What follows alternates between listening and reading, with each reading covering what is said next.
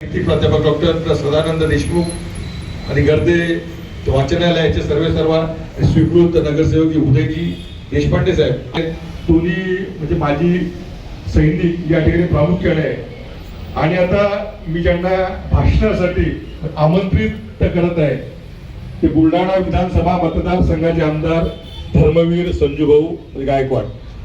श्रेयाताईंना मी या निमित्तानं असं सांगू शकतो की संजूभाऊ सुद्धा एका आजारातून सध्या म्हणजे मार्गक्रमण करत आहे. हा सध्या म्हणजे पूर्णपणे तो वर होत नाहीये, तर त्याच्यावर सुद्धा जर एखादा परमनंट उपचार असेल म्हणजे याच्यावर म्हणजे तुमच्या पॅथीमध्ये होमिओपॅथीमध्ये तर तोही सुद्धा तेवढाच महत्वाचा आहे. आदरणीय धर्मवीर संजूभाऊ गायकवाड.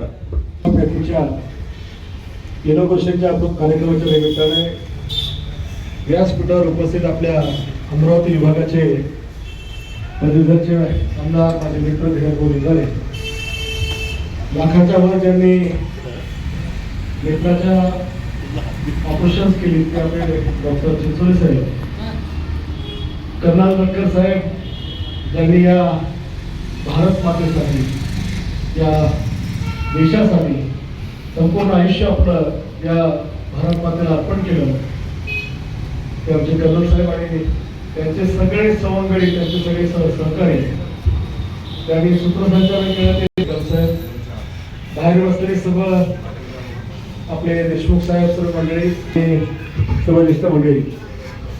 मी सुरुवातीला श्रेयाच नाव पाहिलं पण नंतर कळलं की श्रेया स्वतःचं नाव असताना जमती जातकर असेल. पण मला एक गोष्टीचं उत्तर कोण उलगडल्याने बसल्या बसल्या की डायरेक्ट फायर ते सायलेंट ट्रीटमेंट हा फरक कसा काय. म्हणजे वडिलांनी तिकडे देशाच्या सीमेवर डायरेक्ट फायरिंग करून विरोधकांना शूट केलेलं आहे. असा डायरेक्ट म्हणजे वेगळं ट्रीटमेंट न करता अगदी शांतपणे जी उपचार पद्धती स्वीकारली. पण तुमचं खास करून अभिनंदन की एक वेगळी विचारधारा या ठिकाणी आपण केली. शेवटी होमिओपॅथी आणि आयुर्वेद ही भारताची देण आहे आणि हजारो वर्ष हे ट्रीटमेंट घेतल्यानंतर आपण पाहतो की महाभारतातल्या भीष्माचं वय 170 वर्ष होतं, त्याचं वय हे जवळपास 115 वर्षाचं होतं. 89व्या वर्षी सर्व पांडवांनी याच्याकडे मार्गक्रमण केलं होतं. म्हणजे तेव्हा त्या काळात 500 वर्ष लोक ह्या ट्रीटमेंट जगायचे आणि ही फॅक्ट आहे की ह्या ट्रीटमेंटमुळेच आणि आयुर्वेदामुळेच आज ज्या लोकांना मोठ्या प्रमाणामध्ये वेदना होत्या, पीडा होती, त्यातून ते बाहेर पडले. याचं एक जिवंत उदाहरण तरी तुम्हाला सांगेच कळत नाही. मी आता नागपूरच्या अधिवेशनावर येताना अचानकपणे आणि खूप वेदना झाल्या, सारखा तडफडत होतो.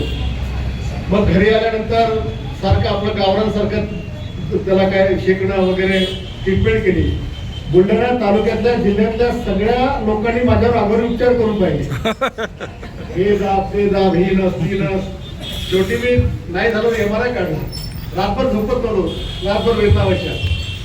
तिकडे गेलो पुण्याला, पुण्याच्या डॉक्टरला दाखवलं, त्यांना काही कळलंच नाही. ते म्हणे मणक्याचं ऑपरेशन करावं लागते.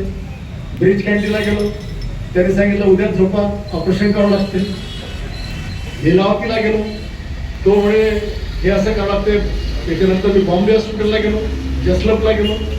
सगळ्यांचं मला पटलंच नाही आणि सगळे म्हणायचे तुमच्या डाव्या हातात काहीच नाही झालं, ओके, हा तुमचा इथं प्रॉब्लेम आहे उजव्या हाताचा. दुखणं इकडं सांगत होते इकडे. म्हणजे मला कळलं, वाईट वाटलं की एक राज्यातला आमदार त्याच्यासोबत डॉक्टर लोक इतकं म्हणजे कोणी त्याचं डायजेशन करू शकत नाही आणि चुकीचं त्याला सांगतात आहे. आमचा विशाल तिकडे इराणला होता, मी त्याला फोटो टाकले. त्याने ते फोटो जर्मनी आणि अमेरिकेला टाकले. त्यांचं ओपिनियन आलं की ऑपरेट करायची गरज नाही, आपण थेरपी करू शकतो. थेरपी म्हणजे हा सुद्धा याच्यातलाच एक प्रकार आहे. आणि 12 दिवसामध्ये थेरपी घेतल्यानंतर मग जो काही माझा हात हलत नव्हता तो मी थोडाफार तरी घेऊ शकलो आणि त्याने सांगितलं 6 महिन्यामध्ये ते सगळं क्लिअर होईल. सांगायचं तात्पर्य की ॲलोपॅथीमध्ये ज्या पद्धतीने डॉक्टर लोकांनी मला इतक्या खतरनाक ट्रीटमेंट त्या ठिकाणी सांगितल्या की मी ते सांगू पण शकत नाही. आणि एक गोष्ट मला आठवतं की मला लहानपणापासून किडनीचा स्टोनचा आजार होता. मी महाराष्ट्रातले सगळे दवाखाने फिरलो, पण आज स्टोन जर आपण पास झाला की आणखी तो निर्माण व्हायचा. मग मी स्त्रियातले एका होमिओपॅथीवाल्याकडे गेलो. म्हणजे बाकीच्या सगळ्या दवाखान्यात मी कमीत कमी 15-20 लाख गमवले असतील. त्या होमिओपॅथीवाल्या डॉक्टरनी मला फक्त 150 रुपयाचे औषध दिले. 150 रुपयाच्या औषधीमध्ये स्टोन तर गेलाच, पण स्टोन निर्माण होण्याची प्रक्रिया शरीरात कांची बदल हे होमिओपॅथी. आणि तेव्हापासून त्या डॉक्टरकडे मग काय अशी लाईन लावून टाकली लोकांची. कोणी तडफडताना किती आपण म्हणजे होमिओपॅथीमध्ये किती शक्ती आहे आणि किती म्हणजे लॉंग लाईफ माणसाला लाईफ मिळतं याचे दोन्ही तिने अनुभव मी घेतलेले पण निश्चितपणे व्यक्त करतो. तर आता दुसरं एक असं की आपण कुठलाही असा कार्यक्रम करायचा, गुढीपाडव्याचा मुहूर्त काढतो, दिवाळीचं काढतो, दसऱ्याचं काढतो, तर तुमच्यामध्ये राष्ट्रभक्ती देशभक्ती ठासून टाकून भरल्यामुळे आपण आजचा दिवस या ठिकाणी निवडला की आज इंडिपेंडन्स डे आहे आणि आजच्या निमित्ताने आपण हे लोक उद्घाटन या ठिकाणी करत आहात. निश्चितपणे आम्ही आपल्याला शुभेच्छा या ठिकाणी देतो. महाराष्ट्रातलं मला वाटते पहिलं होमिओपॅथी भवन या शहरामध्ये मी उभारलं. त्याचा मागचा माझा हेतू हाच होता की आयुर्वेद आणि होमिओपॅथीला चालना मिळाली पाहिजे. कारण ॲलोपॅथीने अनेक लोकांच्या गोळ्या घेऊन किडण्या जातात. आता मी तुम्हाला एक सांगायचं विसरलो, मी ज्यावेळेला मुंबईला ट्रीटमेंटला गेलो, एक डॉक्टर देव पुजारी नावाचे 83 वर्षाचे ग्रस्त होते लीलावतीचे. त्यांनी मला गोळ्या दिल्या. कर्नल साहेब, एक गोळी 1000 पावसाच्या 3 गोळ्याला 3000 पाव. त्या गोळ्या घेतल्यानंतर मी पुण्यात झालो. पुढचे 15 दिवस माझ्या तोंडातून आवाज पण निघत होता, इतकं करत होतं. त्याच्यामुळे अशा प्रकारचं ट्रीटमेंट जर घेतला नाही माणूस, ठीक आहे माझ्या मी आखाड्यात लावतो, वारीवर लावतो, मी पचवलं ते, दुसरा कोणी असं तर कसायलाच असतं. आणि म्हणून अशा प्रकारचे ॲलोपॅथीने माणसाचं शरीर किडण्या त्या ठिकाणी जाताना आपण पाहतो. पण होमिओपॅथी अशी की एखादा डोस चुकून कमी जास्त जरी झाला तर त्याच्या शरीराला अपाय होत नाही ही गॅरंटी 100% आणि म्हणून बंगलोर सारख्या ठिकाणी जाऊन आपण हे सगळं शिक्षण त्या ठिकाणी घेतलं. त्याचा लाभ निश्चितपणे आपल्या बुलढाणेकरांना होणार आहे आणि या माध्यमातून बुलढाणेकरांना एक चांगलं या डॉक्टर लंगर साहेब बोल्या डॉक्टर दीपकजी लंगर साहेब आणि डॉक्टर सौ संगीताजी लंगर. तर अशा प्रकारे या माध्यमातून बुलढाणेकरांची सेवा या माध्यमातून घडेल आणि चांगलं ट्रीटमेंट आपल्या लोकांना मिळेल. आपण मागच्या काही दिवसापूर्वी बुलढाणा नगरमध्ये निवडणूक झाली. खूप मतांनी आपण पूजाताई गायकवाड यांना विजयी केला. ती 1% सत्ता या शहरातल्या आपल्या ताब्यामध्ये दिली. मी जवळपास अध्यक्षाची निवड झाल्यापासून 2-3 महिन्यामध्ये काही आता कामकाज करता नाही, कारण निकाल 20 दिवस पुढे गेला व अध्यक्षाचा त्यात यायला वेळ गेला. आता 1 तारखेपासून या बुलढाण्यामध्ये खूप मोठे बदल आपल्याला पाहायला मिळतील. पहिली गोष्ट तर डॉक्टर बुलढाणा फेस्टिवल आपण चालू करून राहिलो आहे. जे पुणा फेस्टिवल आपण पाहतो, सारे फेस्टिवल पाहतो, ते आता आपण चालू करत आहोत. आणि बऱ्याचशा गोष्टी आता मी त्याचा काही जबाब या ठिकाणी करत नाही, पण येणाऱ्या वर्षामध्ये या बुलढाणा जिल्हा हा बुलढाणा शहर हे इतकं काही वेगळं आपल्याला पाहायला मिळेल. कालच हायकोर्टाची ऑर्डर झाली आणि बुलढाणा शहराची हद्द आता ही 5 किलोमीटर बापू त्या ठिकाणी वाढते. आमदार असून पिटिशन दाखल केली होती आणि ती पालित म्हणजे आज आदेश पण झाला आणि इकडे दुसरीकडे मी शासनाच्या मागे लागून ती प्रक्रिया सुद्धा पूर्ण करत आहोत. त्याच्यामुळे अंडरग्राऊंड ड्रेनेज सिस्टीमचा माझा आता 5 किलोमीटर शहराचा मार्ग या ठिकाणी मोकळा झालेला आहे.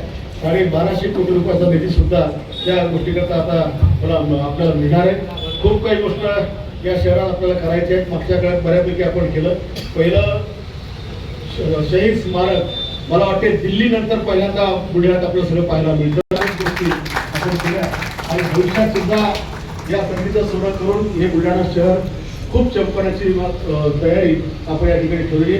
तुर्तास या ठिकाणी प्रियाताई तुम्हाला खूप खूप शुभेच्छा. कर्नल साहेब तुम्हाला सुद्धा. कर्नल साहेब तुम्हाला तर कोणी म्हातारा म्हणू शकत. तुम्ही म्हणजे काय आई वडिलांनी तुम्हाला खाऊ घातलं आम्हाला तर काही माहीत नाही, पण हसत लोक सदैव असतात. म्हणजे आम्ही एकदा सगळ्या कर्मचारी आपल्या रिटायर्ड लोकांचं आम्ही एक गेट टुगेदर मस्त ठेवलं. ती पार्टी सगळ्या ओल्ड लोकांची वाटतच नव्हती. एकेकाचा सुप्त गुण बाहेर पडत होता. कर्नल साहेबांनी जो काही गोतवळा तयार करून ठेवला, जे मित्रांनो तुम्ही सगळं परिवार तयार करून घ्या. तुमचा गोतवळा म्हणजे तुमचं जतकर परिवार तर आहेच, पण बाहेरही तुम्ही निर्माण करून ठेवलं हे माखण्याजोगं आहे. आणि अशी ते हसतमुख आणि प्रेमळ स्वभावाने आपण सगळ्यांची मनं या ठिकाणी जिंकलीच नव्हे, किंबहुना आपण सगळ्यांसोबत कशी वागता.